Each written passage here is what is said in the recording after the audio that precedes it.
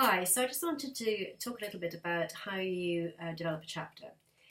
When we talk about story arcs, we're normally talking about a whole book in which you start with a certain place, you have a problem or some kind of difficulty, and the story is how that problem is overcome or how you try and overcome it, and other problems develop so that the whole situation builds and falls.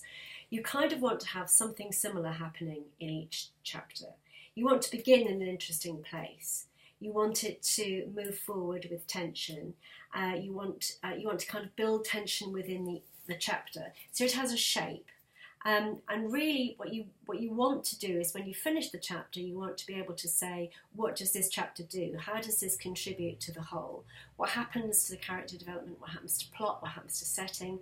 And is there enough going on in that chapter to make me want to read the next?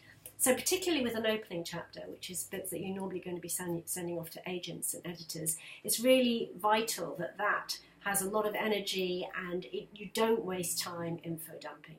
So you've got to think about what happens. It's all about what happens in that chapter and what you present. So it's good to really to fit description, introspection, background, anything you're going to do into a series of actions. So for example, you arrive at a place, it reminds you of somewhere else, you feel giddy, you have to steady yourself, you move forward, you think, no, I made a mistake, I've never been here before, I don't recognise this, you explore it, you chat, you learn about the family, but then something happens and you go, oh, I knew that was there, or something, so that it has, you build up tension all the way through the scene or the chapter, but it's based around a character doing something, uncovering, learning, exploring, having an argument, things that are actual actions which are going to engage the reader.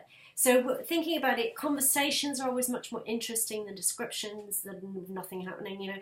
When people are involved and they tell you things, that becomes interesting. When it's just, oh, it's beautiful, this and the front five is, the reader tends to kind of drift away because you're not writing a literary novel as such, you're writing something for young adults, which that particular genre tends to be very action-led. I hope that kind of helps.